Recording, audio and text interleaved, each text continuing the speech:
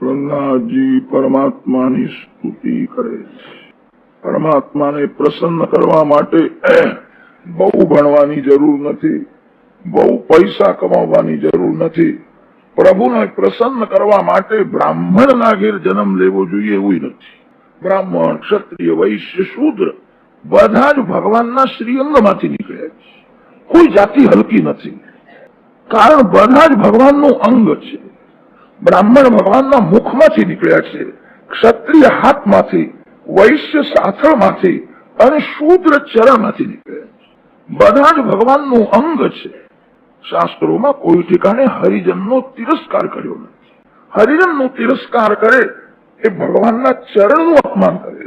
શૂદ્ર ભગવાનના ચરણમાંથી નીકળ્યા છે. બધા જ ભગવાનનું અંગ છે, તેથી શ્રેષ્ઠ છે. કોઈ હલકો નથી. હલકો તે થાય છે જે પોતાનો ધર્મ છોડે છે, એ હલકો છે.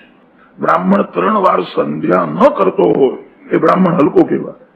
જે બ્રાહ્મણ 3 દિવસ સંધ્યા કર્યા વિના ભોજન કરે એ બ્રાહ્મણ શૂદ્ર જેવો થાય. એકાહમ જપહીનસ્તુ સંધ્યાહીનો દિનત્રયમ દ્વાદશાહમ અનગ્નિશ્ચ શૂદ્ર એવ ન સંશયા. જેનો જે ધર્મ પ્રભુએ નક્કી કર્યો છે એ પોતાનો ધર્મ છોડે તો એ હલકો છે. જે પોતાના ધર્મમાં સ્થિર છે, ભગવાનની આજ્ઞા સમજીને ધર્મમાં સ્થિર રહે. જે ધર્મ છોડે તે હલકો, જે ધર્મમાં સ્થિર રહે છે એ જ શ્રેષ્ઠ છે. પ્રભુને પ્રસન્ન કરવા માટે બ્રાહ્મણના ઘેર જન્મ લેવો જોઈએ એવું પણ નથી. પ્રહલાદજીએ 2 સાધન બતાવ્યા છે. પરમાત્માને પ્રસન્ન કરવાના 2 સાધન છે, સેવા અને સ્મરણ. ઘરમાં પ્રેમથી પ્રભુની પૂજા કરો. ભગવાનના નામનો જપ કરતા કરતા મનથી ભગવાનનું સ્મરણ કરો. ભગવાન મારા માલિક છે, એમનો હું સાધારણ નોકર છું. દાસ્ય ભાવથી ભક્તિ કરો. જીવને માયાએ દાસ બનાવ્યો છે. જીવ માયાનો ગુલામ થયો છે.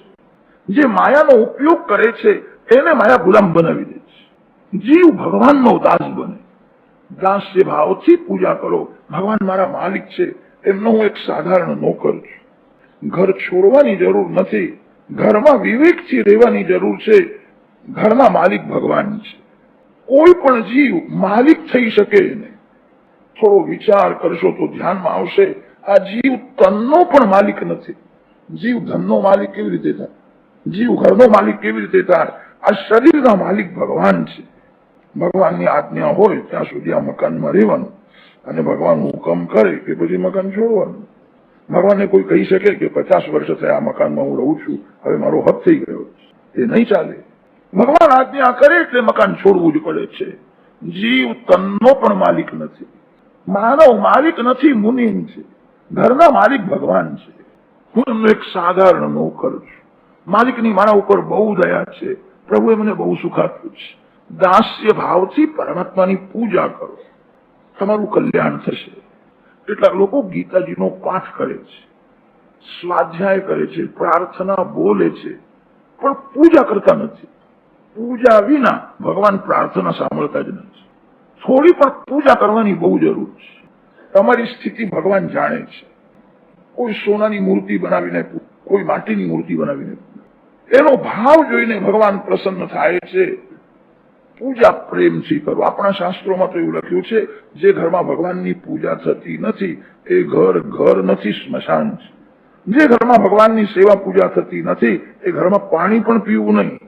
એ ઘર બહુ અશુદ્ધ છે. ઘરની શોભા ભગવાનના લીધે છે. પ્રભુએ તમને આપ્યું હોય ને તો ભગવાનના માટે સુંદર સિંહાસન બનાવો. લોકો હજારો રૂપિયા ખર્ચીને ફર્નિચર મંગાવે છે, ભગવાનના માટે સિંહાસન બનાવતા નથી. લક્ષ્મી નારાયણની છે. લક્ષ્મી કોઈ જીવની થઈ શકે નહીં. લક્ષ્મીનો ઉપયોગ કરો. ભગવાનના માટે સુંદર સિંહાસન બનાવો. સિંહાસનમાં ભગવાનને પધરાવો. આ ઘરના માલિક છે. પ્રેમથી પરમાત્માની પૂજા કરો. પ્રત્યેક જીવનો ધર્મ છે ભગવાનની પૂજા કર્યા વિના પાણી પણ પીવું. અનેક વાર એવું થાય છે, ઘરમાં પત્ની પૂજા કરે છે અને પતિ સંતોષ માને છે. પત્ની ભોજન કરે તેથી પતિની તૃપ્તિ થતી નથી. જે ભોજન કરે એની તૃપ્તિ થાય. પ્રત્યેક જીવનો ધર્મ છે પરમાત્માની પૂજા કરે. ઘરમાં એક પૂજા કરે છે અને બીજા બધા લોકો પૂજા કર્યા વિના જ ખાય છે. એ પાપ છે. પ્રત્યેક જીવનો ધર્મ છે. પૂજા કરવાથી જ પ્રભુમાં પ્રેમ થાય છે. પૂજા કરવાથી જ ભગવાન મને મમતા થાય છે. જે બહુ પ્રેમથી પૂજા કરે છે એના ઉપર ભગવાનની નજર પડે છે. આ મારા ભગવાન છે. તમારા ભગવાનની પૂજા બીજો કોઈ કરે અને તમને ભોજન ભાવતું હોય તો માનજો મારી ભક્તિ ખોટી છે. તમારા ભગવાનની પૂજા કર્યા વિના તમને ભોજન કેમ ભાવે છે? આ મારા ભગવાન છે. આજકાલના લોકો પૈસા અલગ અલગ રાખે છે. પત્નીના નામથી, ભાઈના નામથી, બેનના નામથી અલગ અલગ પૈસા રાખે એટલે ઇન્કમ ટેક્સ ઓછો ભરવો પડે. પૈસો અલગ અલગ રાખે છે, ભગવાન અલગ અલગ કેમ રાખતા નથી? આ મારા ભગવાન. મારા ભગવાનની પૂજા હું જ કરીશ, બીજો કોઈ કરે મને નહીં ચાલે. પ્રેમથી પૂજા કરો. ભગવાનની પૂજા કરવાની ઈચ્છા થતી નથી એ જ મોટું પાપ છે. લોકો દાન આપે છે, લોકો યાત્રા કરે છે, સારું છે. અતિ ઉત્તમ એ છે તમારા ઘરમાં પ્રેમથી તમારા ભગવાનની પૂજા કરો. પૂજામાં પ્રેમ મુખ્ય છે. ભાવપૂર્વક પૂજા કરો. પૂજા કરો ત્યારે એવું માનશો નહીં કે આ મૂર્તિ છે. બજારમાં દુકાનમાં હોય ને એને મૂર્તિ કહેવાય. ઘરમાં જે વિરાજેલા છે, જેમની પ્રેમથી વિધિપૂર્વક પૂજા થાય છે, એ મૂર્તિ નથી, ભગવાન છે. લોખંડમાં જેમ અગ્નિનો પ્રવેશ થાય છે, લોખંડને અગ્નિમાં તપાવ્યા પછી એ લોખંડ રહેતું નથી. મૂર્તિમાં ભગવાનનો પ્રવેશ થાય છે. લોખંડને અગ્નિમાં તપાવ્યા પછી એને કોઈ લોખંડ સમજીને સ્પર્શ કરે તો શું થશે? મૂર્તિમાં ભગવાનનો પ્રવેશ થાય છે. આ સાક્ષાત ભગવાન છે. એવો ભાવ રાખીને પૂજા કરો. તમારા શરીરમાં તમે જેવો પ્રેમ રાખો છો એના કરતા 1000 ગણો પ્રેમ ભગવાનમાં રાખો. ભગવાન અતિ કોમળ છે. કેટલાક લોકો એવા હોય છે ઠાકોરજીને તરવાણામાં પધરાવે છે અને તે સમય ખાસ કોઈ ભાઈબંધ મળવા આવે ને તો 10-15 મિનિટ એની સાથે વાતો કરે. ભગવાન તરવાણામાં બેઠા છે. સવારના પૂરમાં તમને તલાવમાં કોઈ અડધો કલાક બેહાડી રાખે, તમારી શું દશા થાય? ભગવાનને ઠંડી લાગે છે. ભગવાન બહુ કોમળ છે. આ મૂર્તિ નથી, સાક્ષાત ભગવાન.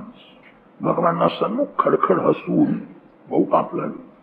ભગવાનના સન્મુખ જોરથી બોલવું નહીં, પાપ લાગે. કોઈ બહુ જોરથી બોલે ને તો બાલકૃષ્ણલાલને ભય લાગે છે, આ મારામારી કરવા આવ્યો એવું લાગે છે. બાલકૃષ્ણ અતિ કોમળ છે.